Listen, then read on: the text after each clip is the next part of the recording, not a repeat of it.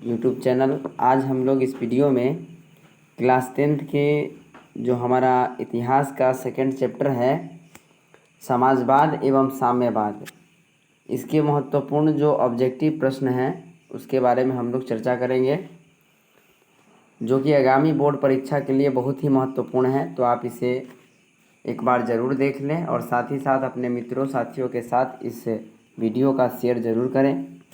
चलिए शुरू करते हैं। हमारा फर्स्ट क्वेश्चन है, रूस में कृषक दास प्रथा का अंत कब हुआ?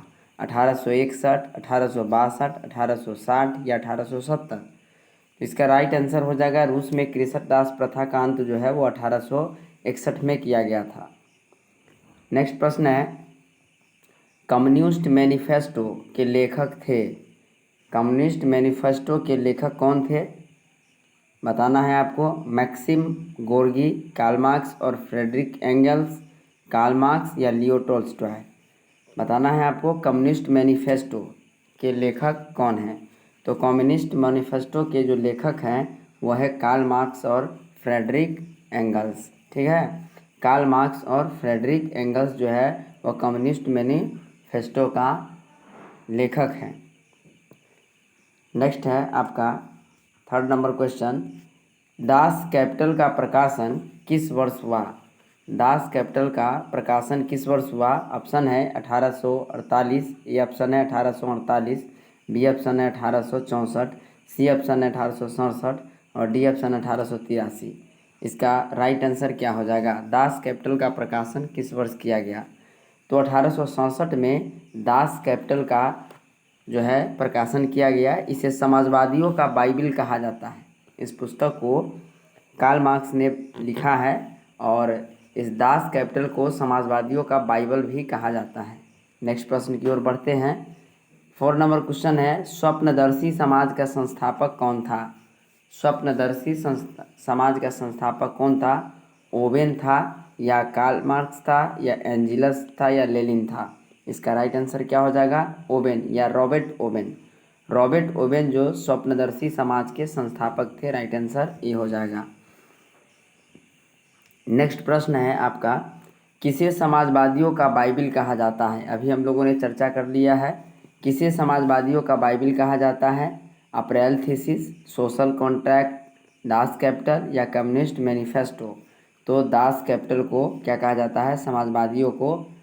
समाजवादियों का बाइबिल कहा जाता है। नेक्स्ट प्रश्न है आपका, भूमि, शांति और रोटी, ये 3 नारे किसने दिए थे? लेनिन ने, टाटस्की ने, स्टालिन ने या कार्ल मार्क्स ने? 6 नंबर क्वेश्चन का राइट आंसर हो जाएगा लेनिन ने। लेनिन ने जो है यह नारा दिया था जब रूसी क्रांति के समय, जो बोल्शेविक क्रांति 1917 हुआ था, उस समय यह जो नारे दिए गए थे लेनिन के द्वारा, भूमि, शांति और रोटी, ये 3 नारे दिए गए थे लेनिन के द्वारा। नेक्स्ट है, खूनी रविवार किस तिथि को हुआ था? ठीक है, खूनी रविवार किस तिथि को तथा किस वर्ष हुआ था? किस तिथि को या किस वर्ष हुआ था? तो 7 का जो राइट आंसर हो जाएगा 5 मई 1818 ईस्वी को। 5 मई 1818 ईस्वी को खूनी रविवार या लाल रविवार की घटना हुई थी। 5 मई 1818 ईस्वी को। नेक्स्ट प्रश्न है आपका, रूस की संसद को क्या कहा जाता है? याद रखिएगा, रूस की संसद को क्या कहा जाता है? पार्लियामेंट, संसद, ड्यूमा या इनमें से कोई नहीं? तो राइट आंसर हो जाएगा 8 का सी, ड्यूमा। ड्यूमा कहा जाता है। रूस की संसद को क्या कहा जाता है? ड्यूमा। भारत की संसद को संसद ही कहा जाता है। ब्रिटेन में पार्लियामेंट कहा जाता है। ठीक। नेक्स्ट प्रश्न है आपका, लेनिन ने ब्रेस्ट लिटोवस्क की संधि 1918 किस राष्ट्र के साथ की थी? यानी लेनिन ने जो ब्रेस्ट लिटोवस्क की संधि किया था 1918 में, वह किस देश के साथ की थी? इसका आपको बताना है आंसर। और 9 का राइट आंसर हो जाएगा आपका सी, जर्मनी के साथ। लेनिन जो रूस के थे और इन्होंने जो अपना संधि बनाया 1918 में, ब्रेस्ट लिटोवस्क की संधि, वह किसके साथ अपनाया था? जर्मनी के साथ। साम्यवादी घोषणा पत्र किसने प्रकाशित किया? Karl Marx, Robert Owen, Saint Simon या मार्क्स एवं एंगल्स? तो ये जो घोषणा किया था साम्यवादी का घोषणा पत्र, या मार्क्स और एंगल्स के द्वारा जो है घोषणा पत्र को जारी किया गया था? कार्ल मार्क्स और एंगल्स के द्वारा। राइट आंसर हो जाएगा डी। नेक्स्ट आपका प्रश्न है, साम्यवादी घोषणा पत्र कब प्रकाशित हुआ? तो साम्यवादी घोषणा पत्र जो है 1848 ईस्वी में जो है लाया गया था। और किसने इसको लाया था? तो साम्यवादी घोषणा पत्र जो है मार्क्स और एंगल्स के द्वारा लाया गया था। रासपुटीन कौन था? रासपुटीन कौन था? तो रासपुटीन एक भ्रष्ट पादरी था। ठीक। नेक्स्ट प्रश्न है, अप्रैल थीसिस किसने तैयार की थी? अप्रैल थीसिस किसने तैयार की थी? तो 13 का राइट आंसर हो जाएगा लेनिन। अप्रैल थीसिस किसने तैयार की थी? लेनिन ने। 1917 की बोल्शेविक क्रांति का नेतृत्व किसने किया था? तो बोल्शेविक क्रांति का जो नेतृत्व किया गया था वह लेनिन के द्वारा किया गया था। राइट आंसर हो जाएगा बी। कम्युनिस्ट मैनिफेस्टो का प्रकाशन किस वर्ष हुआ था? तो कम्युनिस्ट मैनिफेस्टो के प्रकाशन जो है वह 1848 ईस्वी में किया गया था। द्वितीय अंतर्राष्ट्रीय संघ जो द्वितीय इंटरनेशनल जो संघ बना था, फेडरल बना था, वो कब बना था? तो इसका राइट आंसर हो जाएगा सी, 1889 में। प्रथम अंतर्राष्ट्रीय संघ इंटरनेशनल कब बना या कब स्थापित हुआ? तो इसका जो राइट आंसर हो जाएगा आपका बी, 1864। तो इस तरह से याद रखिएगा, जो प्रथम बना था वो कब बना?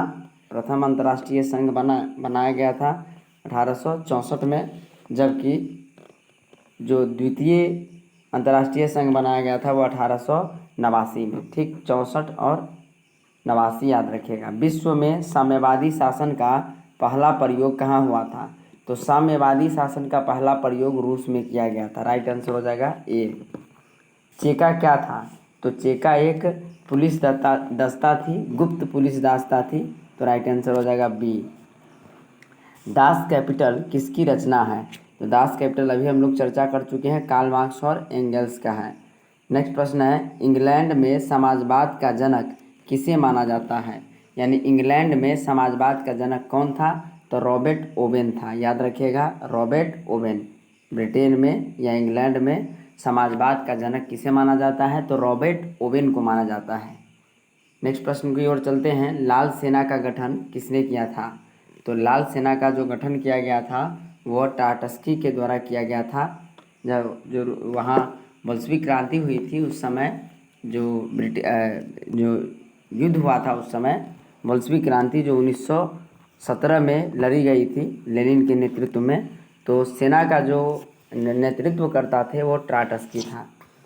ठीक है। 1919 ईस्वी में तृतीय इंटरनेशनल अथवा कम्युनिस्ट है ना, कॉमिंटर्न की स्थापना कहाँ हुई थी? तो 23 का जो राइट आंसर हो जाएगा वह भी मॉस्को में हुआ था। 24 में है, रूस में सोशल डेमोक्रेटिक पार्टी की स्थापना कब हुई? रूस में सोशल डेमोक्रेटिक पार्टी की स्थापना कब हुई? तो 24 का जो राइट आंसर हो जाएगा वो सी हो जाएगा, 1883। 25 नंबर क्वेश्चन है, वर्ग संघर्ष के सिद्धांत की व्याख्या किसने किया है?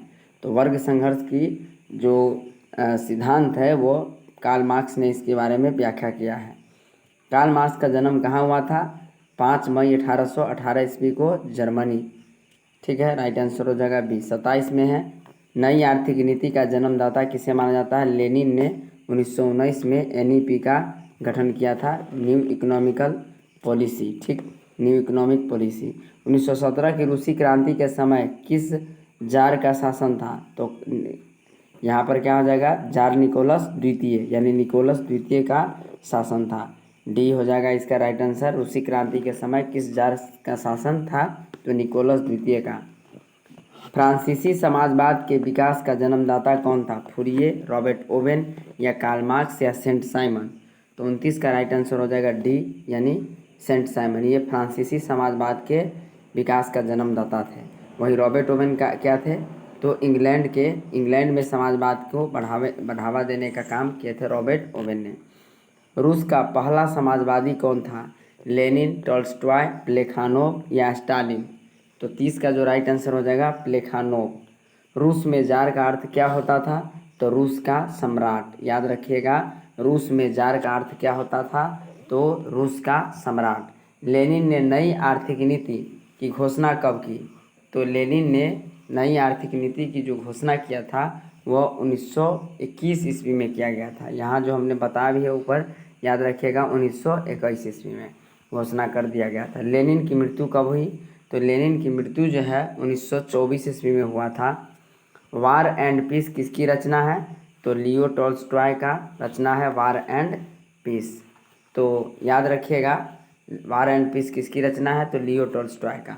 इस तरह से 34 महत्वपूर्ण प्रश्न जो है समाजवाद एवं साम्यवाद के हम लोगों ने चर्चा किया है। यदि आपको यह वीडियो अच्छा लगे तो प्लीज़ ये हमारे स्टडी यूट्यूब चैनल को लाइक, सब्सक्राइब और शेयर ज़रूर करें। Thank you.